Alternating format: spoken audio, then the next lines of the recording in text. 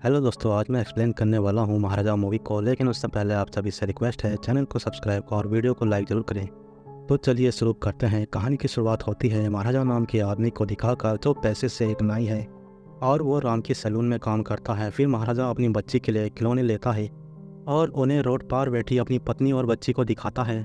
लेकिन तभी एक बेकाबू ट्रक उस घर में आकर घुस जाता है जहाँ महाराजा की पत्नी और बच्ची बैठी हुई थी। इस दुर्घटना में महाराजा की पत्नी नहीं बचती।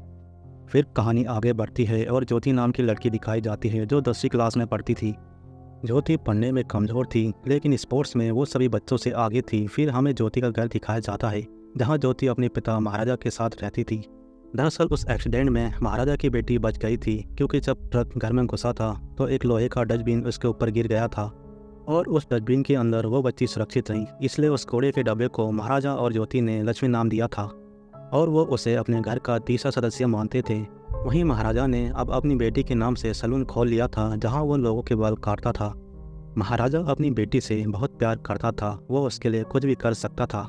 ऐसे ही एक दिन स्कूल में प्रिंसिपल ज्योति को महाराजा के सामने बहुत डांटता है, क्योंकि प्रिंसिपल के अनुसार ज्योति ने चीफ गेस्ट को वेलकम ड्रिंक में शराब मिलाकर दी थी, जिससे उनके स्कूल की बहुत बदनामी हुई और ज्योति के बैग से वो शराब की बोतल मिली थी। यहाँ महाराजा प्रिंसिपल को कहता है कि उसकी बेटी ऐसा नहीं कर सकती, लेकिन प्रिंसिपल मानने को तैयार नहीं था। तभी ज्योति की पीटी टीचर एक लड़के को लेकर आती है और प्रिंसिपल को बताती है कि वेलकम ड्रिंक में शराब इसी लड़के ने मिलाई थी और वो बोतल इसी ने ज्योति के बैग में छिपा दी थी।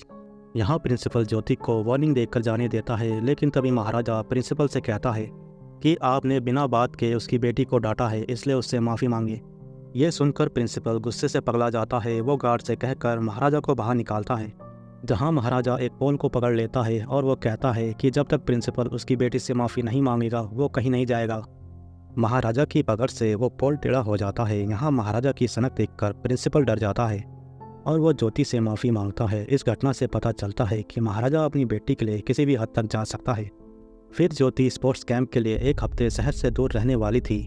यहाँ ज्योति महाराजा को अपना ख्याल रखने को कहती है और साथ ही ये भी कहती है कि वो लक्ष्मी को साफ रख के वो वीडियो कॉल करके बीच बीच में चेक करेगी।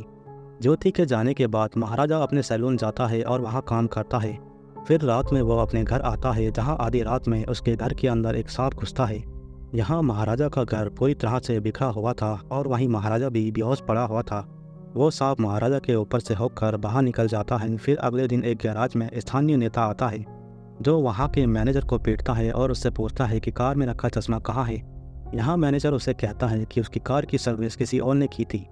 फिर तभी वहाँ बाइक से एक आदमी आता है जिसका नाम दाना है। मैनेजर दाना से चश्मे के बारे में पूछता है, क्योंकि दाना ने ही उस नेता की गाड़ी सर्विस की थी। यहाँ पर वो नेता उन दोनों को पीटता है और उन्हें 24 घंटे का वक्त देता है चश्मे को वापस करने के लिए। दाना अपनी पिटाई से बहुत ज़्यादा गुस्से में था। वो बार में आकर उस नेता को बुरी तरह से पीटता है और उसे पीटने के बाद वहाँ से चला जाता है। वहीं महाराजा थाने में आता है, जहां पुलिस वाले उससे आने का कारण पूछते हैं। यहाँ महाराजा उन्हें अपने बारे में बताता है कि वो एक सैलून चलाता है। जब वो सैलून से वापस घर गया और अपना बैग रख कर कपड़े चेंज करने लगा, तभी पीछे से किसी ने उसे पकड़ने की कोशिश की। जब उसने मुड़कर देखा तो वहाँ 2 आदमी थे जिन्होंने मास्क पहना हुआ था। तभी उनका तीसरा साथी हॉल से अंदर आया और उसने रोड से उस पर हमला कर दिया। यहाँ पुलिस वाले महाराजा से पूछते हैं कि क्या उन्होंने तुम्हारे घर से कुछ चोरी किया, जिस पर महाराजा उन्हें बताता है कि वो लक्ष्मी को ले गए। फिर पुलिस वाले लक्ष्मी के बारे में पूछते हैं, जिस पर महाराजा उन्हें लक्ष्मी की फ़ोटो दिखाता है। फिर जब पुलिस वालों को पता चलता है कि लक्ष्मी एक कचरे के डिब्बे का नाम है, तो वो महाराजा को मारपीट कर वहाँ से बाहर निकालते हैं। लेकिन तभी महाराजा वहाँ दीवार में लगी लोहे की ग्रिल को पकड़ लेता है, जिसके बाद सारे पुलिस वाले अपना दम लगाते हैं महाराजा को बाहर निकालने के लिए, लेकिन नहीं निकाल पाते। वहीं दूसरी ओर एसआई वरदराजन एक चोरी का केस सोल्व कर रहे थे, जहाँ चोर के द्वारा चोरी किया गया सोना उसके मालिक को वापस लौटाते हैं। फिर जब एसआई वरदराजन वहाँ से जा रहे होते हैं, तभी वो मालिक आकर उन्हें बताता है कि ये सारा सोना नकली है। जिसे सुनने के बाद एसआई वरदराजन चोर को पीटते हैं और उस मालिक को डरा धमका कर वहाँ से भगा देते हैं। दरअसल एसआई वरदराजन एक करप्ट ऑफिसर थे। उन्होंने वो सोना पहले ही बदल दिया था और उस सोने को आपस में बांट लिया था। साथ ही वो चोर भी इनके साथ मिला हुआ था। फिर जब एसआई वरदराजन थाने आते हैं, तो वो थाने की हालत देखकर चौंक जाते हैं। वहीं महाराजा उनके पास आता है और फिर वो अपनी कहानी उनको सुनाता है। फिर जब एसआई को पता चलता है उसका सिर्फ कचरे का डब्बा चोरी हुआ है, तो वो सुनकर एसआई हैरान होता है और वो महाराजा को थप्पड़ लगा देता है, जिसके बाद सभी पुलिस वाले महाराजा को उठाकर बाहर फेंकते हैं। यहाँ एसआई बंदूक का डर दिखाकर महाराजा को वहाँ से भगा देता है। लेकिन थोड़ी देर बाद महाराजा वापस आ जाता है और वो एसआई से कहता है कि उसकी लक्ष्मी को ढूंढने पर वो 5 लाख देगा, जिस पर एसआई मान जाता है और वो इस केस की छानबीन करता है और साथ ही दुकान और घर के आसपास पूछताछ करता है। यहाँ एसआई को लगता है कि महाराजा उनसे झूठ बोल रहा है और उस कचरे के डब्बे में ज़रूर कोई महंगी चीज़ होगी जो वो नहीं बता रहा है। फिर एसआई महाराजा को कोने में ले जाकर उस डब्बे के अंदर क्या है जानने की कोशिश करता है। यहाँ महाराजा एसआई को कहता है कि अगर आपने लक्ष्मी को ढूंढ लिया तो मैं आपको 7 लाख रुपए दूंगा, जिसे सुनकर एसआई का लालच बढ़ जाता है और वो अपने लोगों को इस काम पर लगा देता है। जहाँ एसआई के लोग बर्तन की दुकान पर जाकर सेम उसी कचरे के डब्बे को ढूंढते हैं, क्योंकि यहाँ एसआई का प्लान था कि सेम उसी कचरे का डिब्बा वो महाराजा को ला कर देंगे और उससे इनाम की रकम वसूल लेंगे, फिर चाहे उसे पता चल जाए कि वो नकली हो या असली। वहीं कांस्टेबल शिवा को जब ये पता चलता है कि एसआई एक कचरे का डिब्बा ढूंढ रहे हैं, तो वो एक बर्तन बनाने वाले के पास जाता है और लक्ष्मी की फ़ोटो दिखाकर सेम वैसा ही डिब्बा बनवाता है। फिर दूसरी ओर पुलिस स्टेशन में उस गैराज का मैनेजर आता है जहां दाना काम करता था। यहाँ मैनेजर दाना के गायब होने की रिपोर्ट लिखाने आया था। जहां महाराजा दाना की फ़ोटो देखता है और वो मैनेजर से उसके बारे में पूछता है। यहाँ मैनेजर उसे बताता है उसके यहाँ काम करने वाला ये आदमी कई दिनों से मिसिंग है। यह सुनकर महाराजा किसी सोच में पड़ जाता है। फिर हमें कहानी उस दिन की दिखाई जाती है जब महाराजा के घर में चोरी हुई थी। यहाँ महाराजा को जब होश आया था तो उसके हाथ एक टोल टैक्स की पर्ची लगी थी। उसने उस पर्ची के द्वारा कार के मालिक को ढूंढा और वो कार उस नेता की निकलती है जिसने मैनेजर और दाना को पीटा था। फिर जब बार में महाराजा ने उस नेता से कार के बारे में पूछा तो नेता ने उसे बताया कि उसकी गाड़ी गैराज का कोई वर्कर ले गया था, जिसके बाद उसी गैराज का वर्कर दाना उस बार में आता है और उस नेता का चोरी किया हुआ चश्मा तोड़कर उसको और उसके आदमियों को बुरी तरह से मारता है। महाराजा वहाँ खड़ा हुआ सब कुछ देख रहा था। फिर जब दाना वहाँ से जाता है तो महाराजा उसके पीछे पड़ जाता है।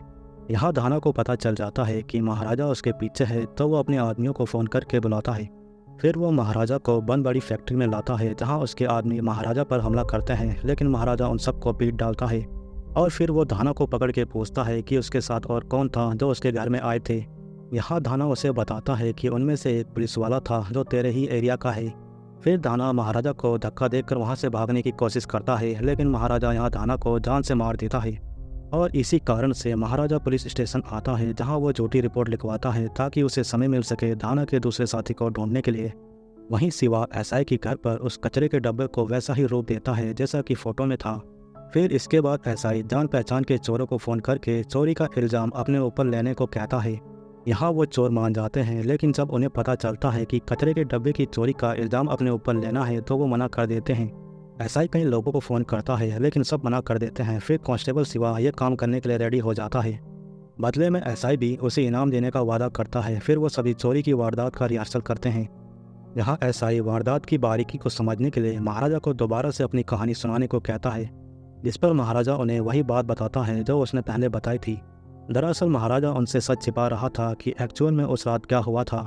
फिर हमें उस रात का सीन दिखाया जाता है जहां महाराजा अपने सैलून में काम कर रहा था। वहीं महाराजा की बेटी ज्योति कैंप से वापस आ गई थी। ज्योति घर में आती है और अपना बैग रखकर कपड़े बदलने चली जाती है। जहां कपड़े बदलते वक्त पीछे से किसी की आवाज़ आती है। फिर जब ज्योति पीछे मुड़कर देख रही होती है तभी कांस्टेबल शिवा और दाना उसे पीछे से पकड़ लेते हैं और उसकी आंखों पर कपड़ा बांध देते हैं, लेकिन यहाँ ज्योति उन दोनों को धक्का देकर बाहर की तरफ भागती है।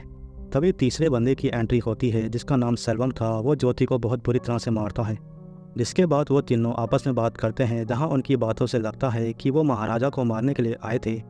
यहाँ पर शिवा और दाना की नीयत खराब हो जाती है और वो बारी बारी से ज्योति के साथ गलत काम करते हैं। सेल्वम भी उन दोनों को नहीं रोकता। फिर जब दाना ज्योति को मारने जाता है तो सेल्वम उसे रोकता है। यहाँ दाना उसे कहता है कि 13 साल से तुम उसे मारने के इंतजार में थे, इसी के बाप के कारण तुम जेल में गए थे। अब मौका मिला है तो तुम पीछे हट रहे हो। यहाँ सेल्वम उसे चुप रहने का इशारा करता है और वो सभी वहाँ से चले जाते हैं। फिर जब महाराजा घर आता है तो वो ज्योति की दर्द भरी आवाज़ सुनकर कमरे में जाता है। इसके बाद वो ज्योति को हॉस्पिटल लेकर आता है। यहाँ ज्योति अपने पिता से पूछती है कि ऐसा उसके साथ किसने और क्यों किया, मुझे उससे बात करनी है। जिसके बाद कहानी 13 साल पीछे जाती है जहाँ हमें सेल्वम दिखाया जाता है जो अपने साथी सबरी के साथ एक घर में चोरी कर रहा था। चोरी करने के बाद वो दोनों उस घर में रहने वाले सभी लोगों को मार देते हैं। फिर सेल्वा अपने घर आता है जहाँ उसकी बीवी और बच्ची अम्मू उसका इंतजार कर रहे थे। सेल्वा अपनी बच्ची से बहुत प्यार करता था और उसके लिए सब कुछ करने को तैयार था। फिर सेल्वा अपनी बच्ची के कंधे पर लगी चोट पर पट्टी करता है। दिन में सेल्वा और उसका साथी एक दुकान में काम करते थे तो वहीं रात में ये दोनों मिलकर चोरी किया करते थे। और चोरी करते हुए उन्हें कोई देख लेता तो उन्हें जान से मार देते थे। फिर सेल्वा की बेटी अम्मू का जन्मदिन आने वाला होता है, जिसके लिए सेल्वा एक सोने के लॉकेट का ऑर्डर देता है। फिर जन्मदिन वाले दिन सेल्वा लॉकेट लेकर महाराजा के सैलून में आता है दाढ़ी बनाने के लिए, जहाँ दाढ़ी बनाते वक्त मशीन की बैटरी ख़त्म हो जाती है। महाराजा बैटरी लेने के लिए जाता है, तभी सेल्वा को सबरी का फ़ोन आता है, जो उसे बताता है कि उनके के कांड के बारे में अखबार में लिखा है और अब तक जितनी भी चोरी की है उन सभी के बारे में लिखा है। सेल्वा उसे समझाता है, ये सिर्फ न्यूज़ है, इसके बारे में ज़्यादा मत सोचो। फिर जब सेल्वा पीछे मुड़ता है तो महाराजा को सामने खड़ा पाता है। यहाँ सेल्वा को लगता है कि महाराजा ने उनकी बात सुन ली है, जिसके बाद वो सबरी के साथ डिसाइड करता है कि वो महाराजा को भी अपने रास्ते से हटा देंगे। फिर जब सेल्वा अपने घर में सोने की चैन ढूंढता है तो वो उसे नहीं मिलती, क्योंकि वो चैन सैलून में गिरी थी जो महाराजा के पास थी। महाराजा चैन देने के लिए सेल्वा के घर आता है, जहाँ उसके पीछे पुलिस भी आती है। ये देखकर सबरी हथियार निकाल लेता है, जिसे पुलिस गोली मार देती है और सेल्वा को चोरी के इल्ज़ाम में पकड़ लेती है। सेल्वा जाते वक्त महाराजा को घूर रहा था, क्योंकि उसे लग रहा था कि पुलिस को वो लेकर आया है, इसलिए वो 13 साल के बाद महाराजा के घर उससे बदला लेने आया था। फिर कहानी प्रेजेंट में आती है, जहाँ शिवा को पता चल चुका था कि महाराजा को उनके बारे में पता है। वो महाराजा के घर जाने में आनाकानी करता है, लेकिन एसआई उसे ज़बरदस्ती महाराजा के घर लेकर जाता है और उसे महाराजा को सौंप देता है। साथ ही महाराजा को हथियार देते हुए कहता है, इसे ख़त्म कर दो, इसने जो तुम्हारी बेटी के साथ किया उसके बाद से ये इसी लायक है। यहाँ एसआई को भी पता चल चुका था शिवा के कांड के बारे में, क्योंकि जब वो महाराजा के केस की छानबीन कर रहा था तब उसी चक्कर में उसे शिवा, सेल्वम और दाना के कांड के बारे में पता चल चुका था। यहाँ एसआई शिवा को महाराजा के साथ अकेला छोड़कर चला जाता है। जहाँ शिवा अभी भी अपने किए पर शर्मिंदा नहीं था, वो महाराजा के सामने उसकी बेटी के लिए गलत बोलता है, जिस पर महाराजा उसे जान से मार देता है। फिर इसके बाद बारी आती है सेल्वा की, जहाँ एसआई के बताए पते पर महाराजा जाता है और वहाँ सेल्वा के लोगों को मारता है। फिर सेल्वा वहाँ आता है और दोनों के बीच लड़ाई शुरू हो जाती है। यहाँ सेल्वा महाराजा को ऐसे दर्द में देखकर खुश हो रहा था, तभी महाराजा की बेटी वहाँ आती है और वो सेल्वा से अकेले में बात करती है, जहाँ पर वो सोने के गहने फेंकते हुए कहती है, इसी के लिए तुम आए थे ना, मेरा यह हाल करके तुमने कोई बड़ा काम नहीं किया, मैं हिम्मत नहीं हारूंगी और इससे भी बाहर निकल जाऊंगी। ये कहकर ज्योति वहाँ से जाने लगती है, जहाँ सेल्वा उन गहनों में से उस लॉकेट को देखता है जो उसने अपनी बेटी के लिए लिया था। फिर वो ज्योति को पीछे से देखता है, जहाँ उसके कंधे पर वो चोट देखता है, जिसे देखने के बाद सेल्वा ज्योति को अम्मू कहकर पुकारने लगता है। फिर हमें पास्ट का सीन दिखाया जाता है, जहाँ सेल्वा को पुलिस पकड़ के ले गई थी। तब महाराजा अपनी पत्नी और बच्ची के साथ सेल्वा के घर आया था, उसकी बीवी को लॉकेट देने के लिए, जहाँ उसके घर में एक ट्रक घुस गया था और इस एक्सीडेंट में महाराजा की पत्नी, बच्ची और साथ में सेल्वा की पत्नी भी मारी गई थी। बस सिर्फ अम्मू ही बची थी, जो उस कचरे के डब्बे के कारण बच गई थी और तब से महाराजा ने उसे अपनी बच्ची की तरह पाला था। सच का पता चलने पर सेल्वा बहुत रोता है और गिड़गिड़ाता है अम्मू से माफ़ी मांगने के लिए। यहाँ महाराजा उसे धक्का देते हुए कहता है कि वो मेरी बेटी है और फिर ज्योति के साथ वहाँ से चला जाता है। वहीं सेल्वा अपनी बेटी के साथ इतना बुरा करने के गिल्ट में अपनी जान दे देता है और यहाँ मूवी ख़त्म होती है।